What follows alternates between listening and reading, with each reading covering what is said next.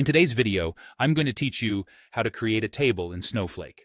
Whether you're new to Snowflake or just need a refresher, this tutorial will guide you through the process step by step.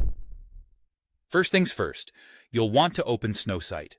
To do this, simply navigate to your web browser and type in https://app.snowflake.com. Once the page loads, go ahead and sign into your account. If you don't have an account yet, you'll need to set that up before proceeding. Next, let's head over to the Worksheets section. This is where all the action happens. Think of it as your command center for giving instructions to Snowflake. You can find this section on the left-hand menu once you're logged into Snowsite. Just click on it to open up a blank worksheet, which is where you'll be typing in your commands. Now, before we get to writing any instructions, it's crucial to set the right context. This means you have to make sure you've selected the correct database, schema, and warehouse. It's a bit like choosing the right folder before you save a document on your computer. You want to make sure everything is saved in the proper place. You can usually select these from drop-down menus located at the top of the worksheet page. Once you're sure you've set up everything correctly, it's time to write a simple table instruction. Think of what you would like to name your table and which columns you want it to include. Typically, these might be relevant details such as name, email, or date.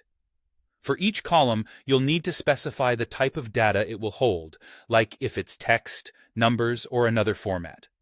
You'll enter this information as a structured query language statement, or SQL for short, directly into the worksheet.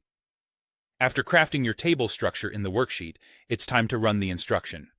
Locate the Run button, usually situated near the top of the page, and click it. What you're doing here is telling Snowflake, please, create a blank table using these parameters.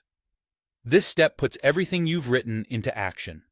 Finally, it's important to verify that the table was created successfully.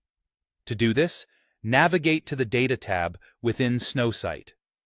This can usually be found in the same left-hand sidebar you used earlier.